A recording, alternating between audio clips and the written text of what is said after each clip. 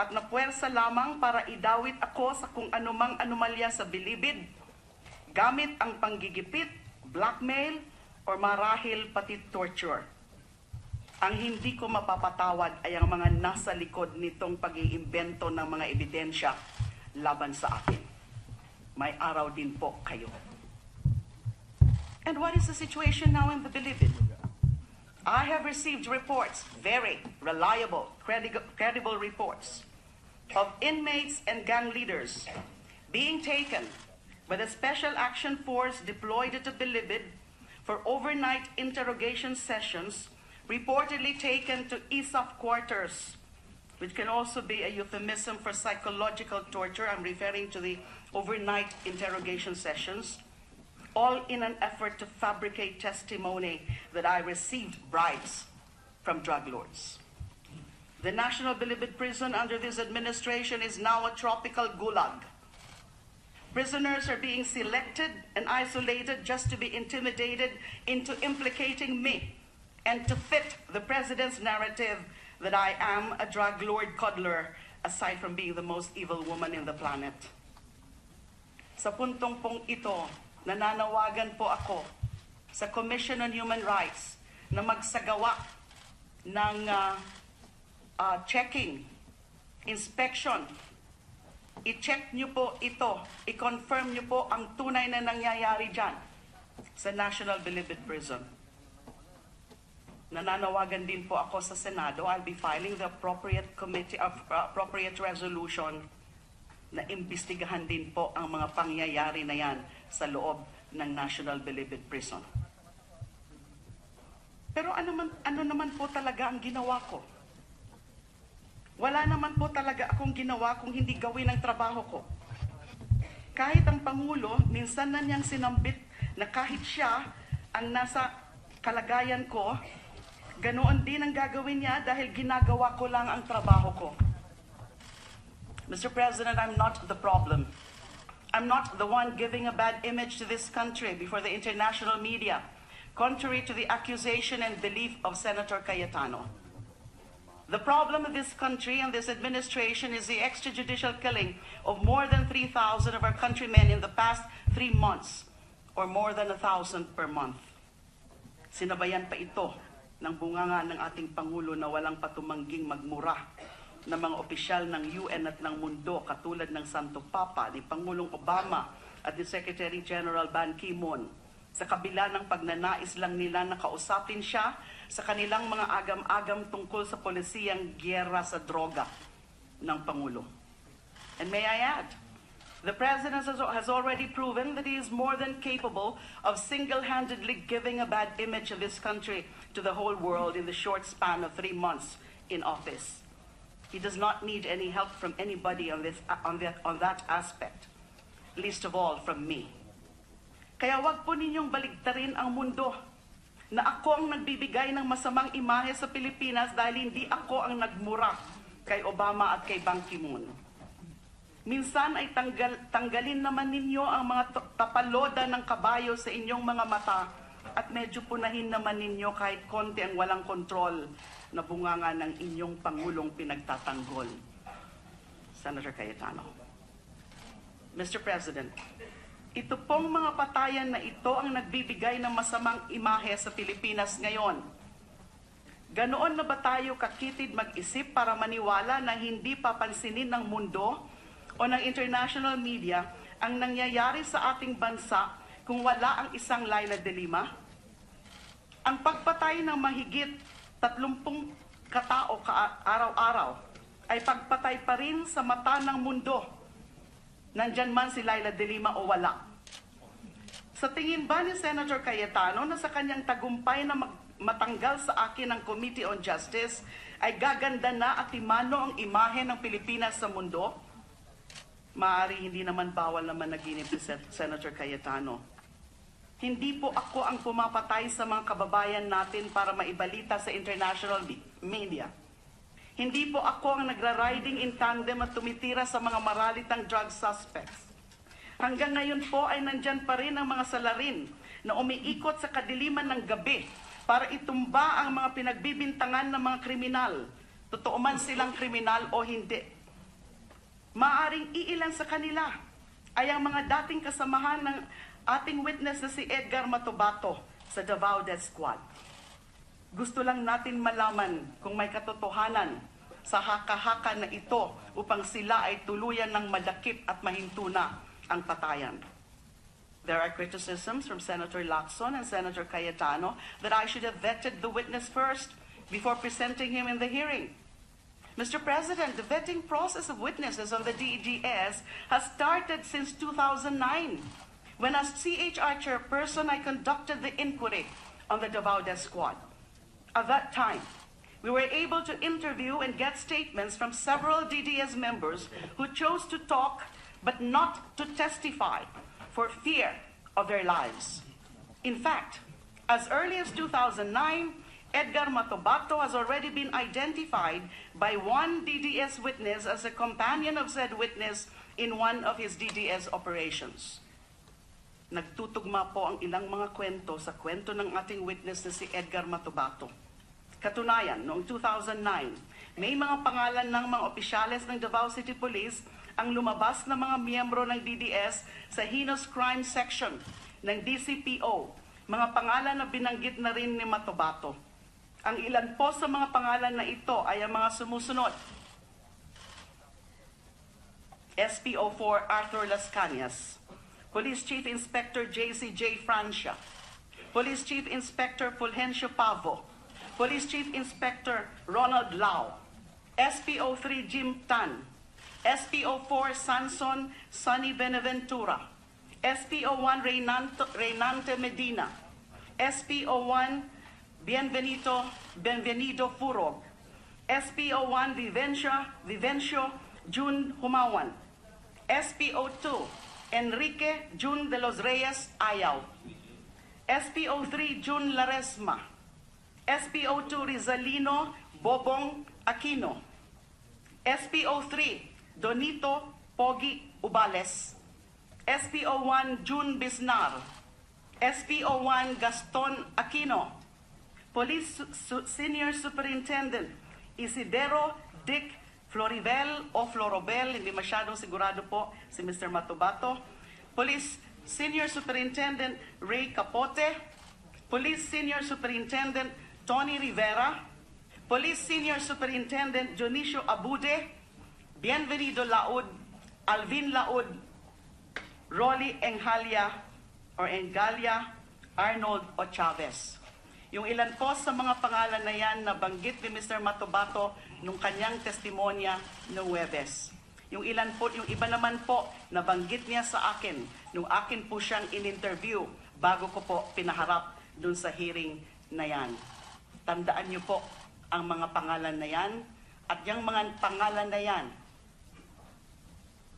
kung pwede po sana, kung nakikinig kayo, kung sino man sa inyo ang mga nakikinig, ay pag-isipan niyo na po, lalantad po ba kayo o magtatago na lang kayo. Mr. President, those names compose the core group of the so-called Davao Death Squad, according to witness Edgar Matubato. Malakas pong ebidensya ang testimonya ni Edgar Matubato.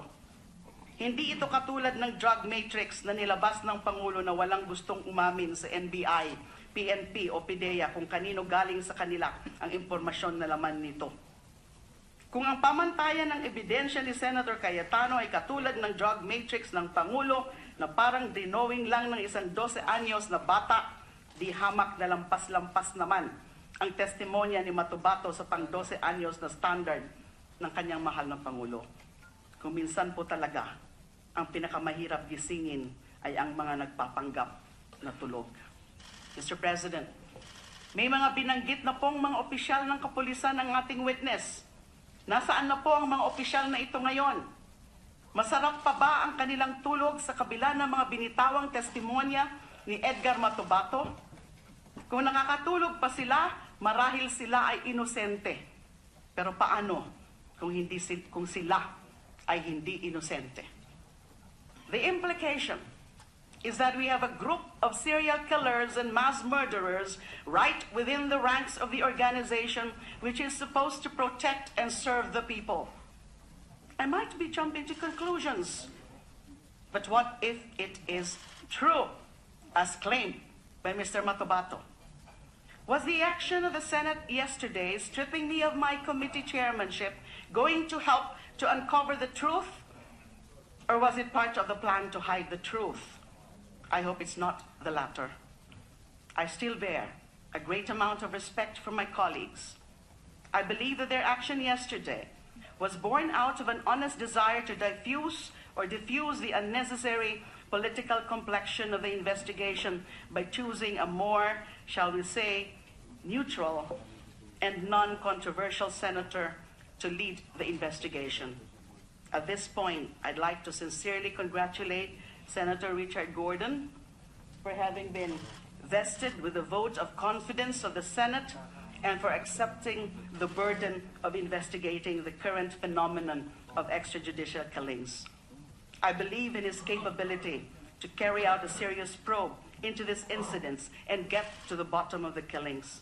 I watched his career as a senator several terms, and I am convinced that he possesses the integrity and the courage not to be cowed by the executive and act as a mere lackey of Malacanang.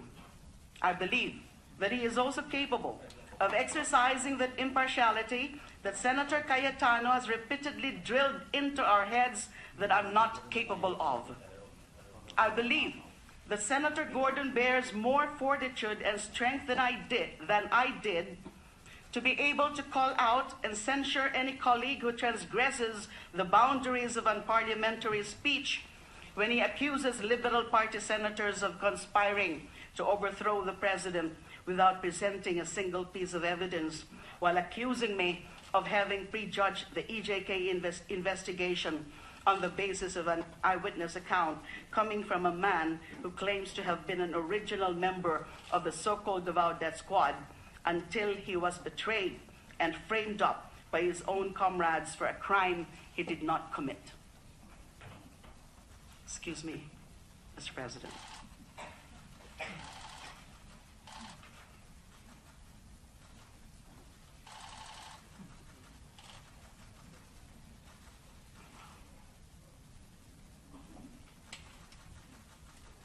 I am fervently convinced that with his experience and no-nonsense personality, Senator Gordon will be more able to throw out any attempt to badger, harangue, abuse, or otherwise malign a witness by misleading and forcing him to admit that the reason he is testifying is because he was recruited by the senators of the Liberal Party to trigger the ouster of the president and to put in Malacanang Vice President Leni Robredo, whom the witness admitted he barely knows.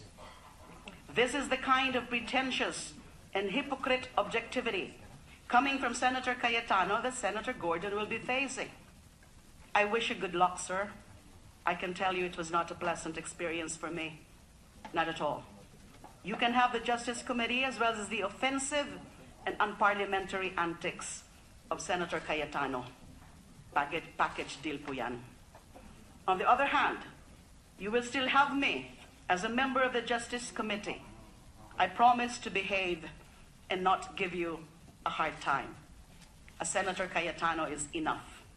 I will not bother you with another obnoxious personality in your hearings in the Justice Committee.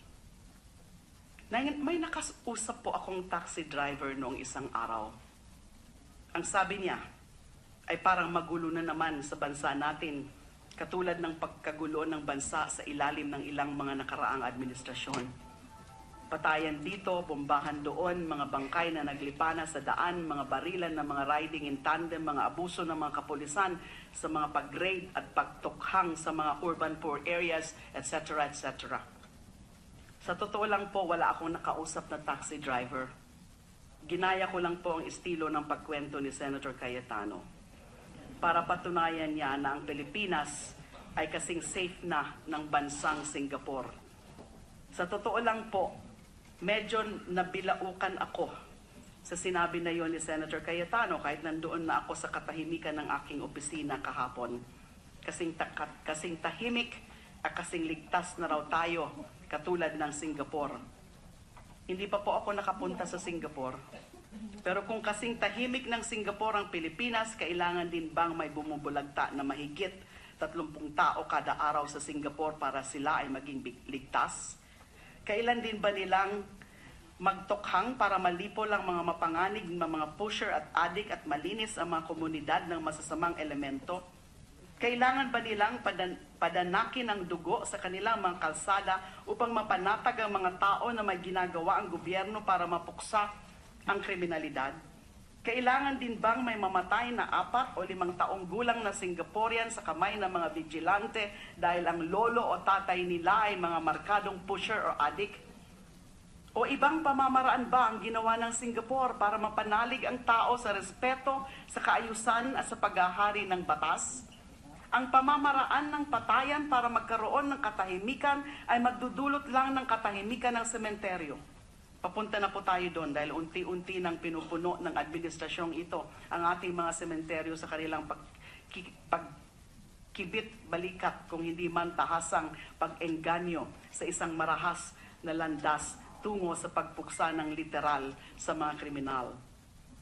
The point is, Senator Cayetano wants to impress upon us the Singapore-like safety of our communities in the middle of all these killings with anecdotes. His proof that we are safe consists of anecdotal taxi driver stories. In the meantime, his president has just declared a state of national emergency due to the existence of lawless violence. For the first time since the eve of the declaration of martial law, 44 years ago to the day today, the country has not come close to such an admission by the state that it is incapable of enforcing order in society, that the president has to resort to his extraordinary commander-in-chief powers under the Constitution in order to maintain public safety, peace, and order. So are we in a state of safety, as claimed by Senator Cayetano, or are we in a state of lawlessness, as declared by the President? Safe lawlessness or lawless safety? Ang tawag po doon sa salitang Ingles ay oxymoron with emphasis on moron. Senator Cayetano's anecdotes will not pass any known academic standard to prove his proposed thesis that our countrymen feel safe. I, for one, do not feel safe. What with the president unleashing the might and power of the whole executive branch, the other half of Congress, and 1/24 of the Senate to go after me and destroy me, a single senator from Bicol who wants nothing else in the world but to be and play with her dogs at home and to see that the killings stop and justice be done to those who already fell during the night. The next time Senator Cayetano recites his now famous anecdotes about how safe we are, maybe he can include my own story. Definitely it is not a story of being safe. It is a story of being the first target of a new McCarthyism in our time, of being singled out by the powers that be for daring to think differently and to advocate passionately for what one believes in. Matagal na po itong linya ng kanyang mga bayarang trolls sa social media. Kapag hindi ka pro Duterte, ikaw ay drug lord coddler, ikaw ay pusher, ikaw ay isang addict. Ito po ang bagong komunistang panakot sa ating panahon ngayon, ang addict. Kapag hindi ka sumamba kay Poong Duterte, ikaw ay addict, dahil addict lang ang hindi sumasampa kay Poong Duterte. Bakit po tayo nahantong sa ganito? Na ang mga nagnanais ng maayos at naaayon sa batas na laban sa kriminalidad ay mga nababansagan ng mga adik at nawawalan ng kalayaan na sumalungat sa pamamaraan ng tinatawag na pagbabago sa pamamagitan ng kaliwat kanang patayan. At ngayon na napapalapit tayo sa paghubad ng katotohanan na ang ganitong pangyayari ay naganap na sa Davao City, ay biglang i-declare na vacant ang committing dumidinig sa paksa ng patayan dahil lang sa sinabi ng pinakadakilang tagapagtanggol ng Pangulo sa Senado at sinigundahan ng isang senador na galing sa mga mahihirap na ngayon ay walang tigil na tinutukhang ng mga pulis. On a personal note, I do not know where all of this will end for me. In the midst of the House inquiry, the Ethics Committee complaint, the election protest, the DOJ persecution, and the President's attacks. Honestly, this is all the fault of President Gloria Macapagal Arroyo when she appointed me as chair of the Commission on Human Rights, where I learned the value of human life and human dignity regardless of one's station in life. This is also the fault of President Benigno S. Aquino III, when he appointed me as Secretary of Justice, where I learned to fight the abuse of power, corruption, and have taken to heart the principle that peace is a work of justice. Ang kapayapaan ay bunga ng hustisya. Walang kapayapaan kung walang hustisya.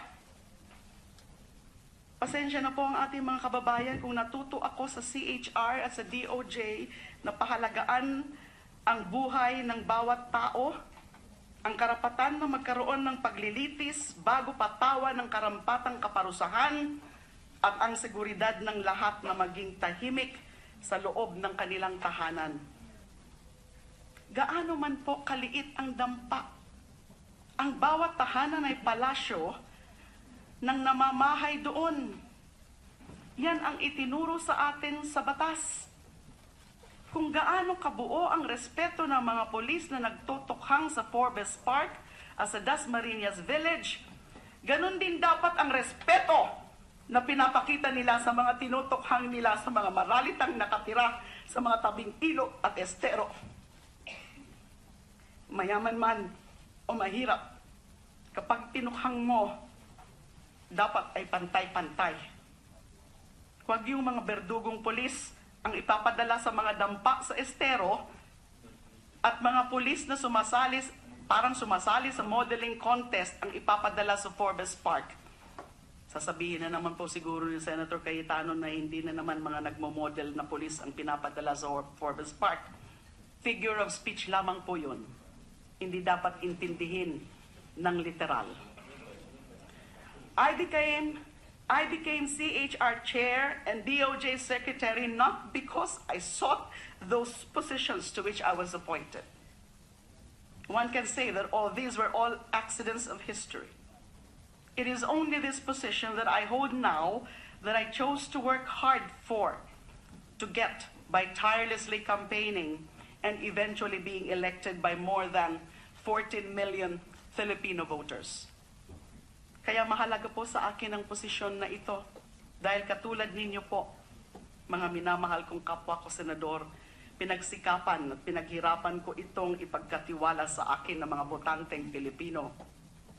Ginagampanan ko lamang ang aking tungkulin bilang isang kandidato na humarap sa mga tao na may plataporma ng karapatang pantao at hustisya dahil minarapat nila na iboto ako sa pag-asang ang programang yon ang aking dadalhin dito sa Senado. Ito po ang programang dala ko ngayon, mga mahal kong kababayan na bumoto sa akin. Ninais ninyo na ito ang programang dalhin ko. Kung sa pagnanais kong isulong ang programang ito ay tatanggalin ako sa pagkapinuno ng Komite ng Hustisya at Karapatang Pantao, ay parang hinubad na rin nila sa akin ang mahalagang bahagi ng mandatong ito. Pero tatalima po ako sa desisyon ng Senado. Hindi naman dito natatapos ang laban. Nag-iba lang ang anyo at posisyon ng mga magkakatunggali. Pero malinaw pa rin ang adhikain at pananalig na sa bandang huli ang hustisya at karapatan ng bawat mamamayan ng mananaig, hindi ang dikta ng kapangyarihan. Sa Roma, noong unang panahon, pinagdiriwang ang mga general na magtagumpay na sumakop ng mga ibang bayan sa pamamagitan ng isang parada kung saan nakasakay ang general sa isang karyote na hila ng 40 kabayo habang papasok sa syudad ng Roma. Sa likod niya ay isang alipin na may hawak na ginintuang koronang laurel sa itaas ng ulo ng general. Sa kahabaan ng prosesyon, walang ibang ginawa ang alipin kung hindi bumulong sa tenga ng general ng mga katagang, respice post te hominem te memento. Tumingin ka sa likod mo at huwag kalimutan na ikaw ay isa lamang tao. Hindi Diyos, tao. Tao ka lamang. Mr. President, my fellow senators, on the eve of the 44th anniversary of the declaration of martial law, we must remember that all power, no matter how seemingly absolute, is fleeting. What is permanent is truth and justice. Ang lahat ng kapangyarihan, gaano man kalawak ang nasasakupan, ay naglalaho rin sa panahon. Ang tanging nagtatagal sa habang panahon ay katotohanan at katarungan. Yan po ang sumpa ng mga may hawak sa kapangyarihan katulad natin. Maglalaho din yan sa daloy ng panahon. Pero ang katotohanan at katarungan ang mananatili. Katulad po ng sinapit ng Rehimeng Marcos noong 1986, ang lahat ng diktadura ay may hangganan din. Marahil hindi ngayon, pero ang panahon ng lahat ng may kapangyarihan ay may hangganan. Marami po sa atin ang pamilyar sa kwento na ito ng Roma tungkol sa alipin na nasa likod ng matagumpay na general na mananakop.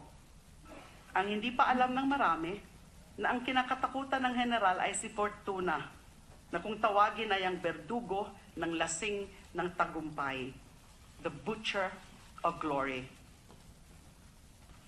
Meron na naman pong Roman terms dito para ho sigurado. May kodigo po ako na eksakto yung aking pagkakabigkas.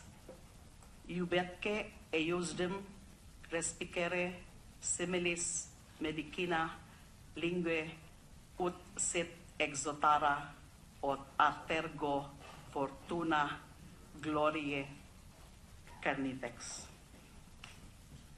Pinagbabadyaan ng mga kataga ang matagumpay na general.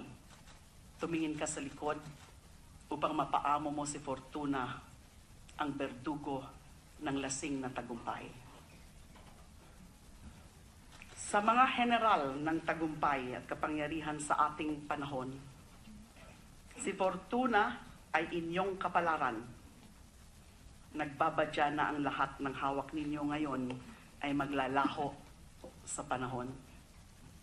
Mapaamo nyo man siya at siya pa rin ang kikitil sa inyong pagkalasing sa panandaliang kapangyarihan at tagumpay. Maraming salamat po. Thank you, Senator Delima. Majority Leader.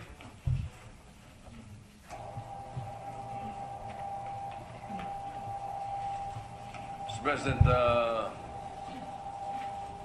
if there are no senators who wish to take the floor, I move that we refer the speech of Senator Delima to the Committee on Rules. There is a motion to refer the privileged speech just delivered by Senator Delima to the Committee on Rules. Any objection? There being none, the motion is approved. Thank you, Mr. President. We'd like to acknowledge the guests of Senator Manny Pacquiao, Mayor Carlo Jose Martinez and company from the city of Bogo, province of Cebu, Mr. President. Welcome to our guests.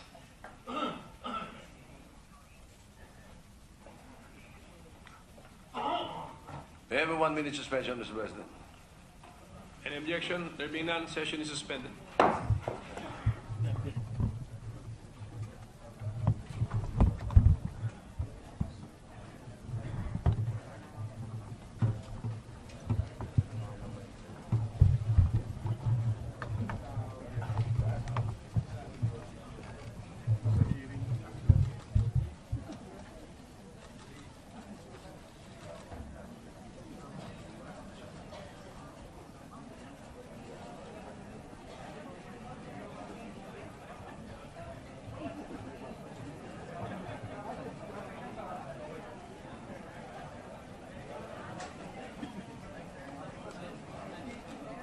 Sinabayan pa ito ng bunganga ng ating Pangulo na walang patumangging magmura ng mga opisyal ng UN at ng mundo katulad ng Santo Papa, ni Pangulong Obama at ni Secretary General Ban Ki-moon. Sa kabila ng pagnanais lang nila na kausapin siya sa kanilang mga agam-agam tungkol sa polisiyang giyera sa droga ng Pangulo. And may I add, the President has already proven that he is more than capable of single-handedly giving a bad image of this country to the whole world in the short span of 3 months in office. He does not need any help from anybody on that aspect, least of all from me. Kaya wag po ninyong baligtarin ang mundo na ako ang nagbibigay ng masamang imahe sa Pilipinas dahil hindi ako ang nagmura kay Obama at kay Ban Ki-moon. Minsan ay tanggalin naman ninyo ang mga tapaloda ng kabayo sa inyong mga mata at medyo punahin naman ninyo kahit konti ang walang kontrol na bunganga ng inyong Pangulong pinagtatanggol. Senator Cayetano. Mr. President, ito pong mga patayan na ito ang nagbibigay ng masamang imahe sa Pilipinas ngayon. Ganoon na ba tayo kakitid mag-isip para maniwala na hindi papansinin ng mundo o ng international media ang nangyayari sa ating bansa kung wala ang isang Leila Delima? Ang pagpatay ng mahigit 30 katao araw-araw ay pagpatay pa rin sa mata ng mundo. Nandyan man si Leila Delima o wala. Sa tingin ba ni Senator Cayetano na sa kanyang tagumpay na matang at napuwersa lamang para idawit ako sa kung anumang anomalya sa bilibid, gamit ang panggigipit, blackmail, or marahil pati torture? Ang hindi ko mapapatawad ay ang mga nasa likod nitong pag-iimbento ng mga ebidensya laban sa akin. May araw din po kayo.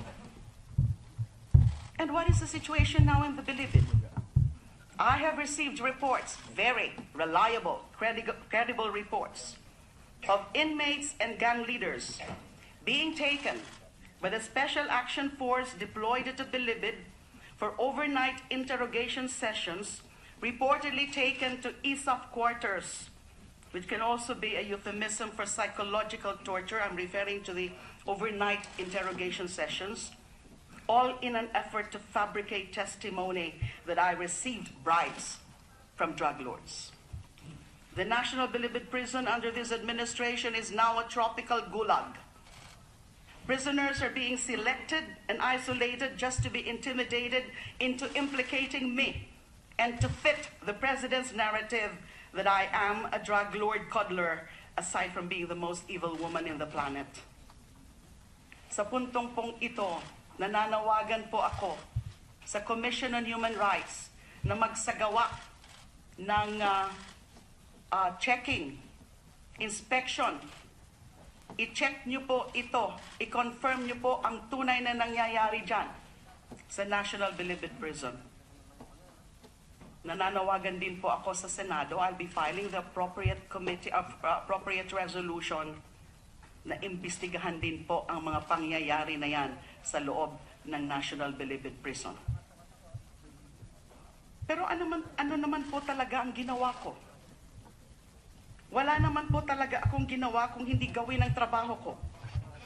Kahit ang Pangulo, minsan na niyang sinambit na kahit siya ang nasa kalagayan ko, ganoon din ang gagawin niya dahil ginagawa ko lang ang trabaho ko. Mr. President, I'm not the problem.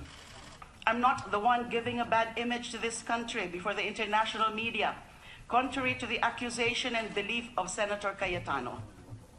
The problem of this country and this administration is the extrajudicial killing of more than 3,000 of our countrymen in the past 3 months, or more than 1,000 per month.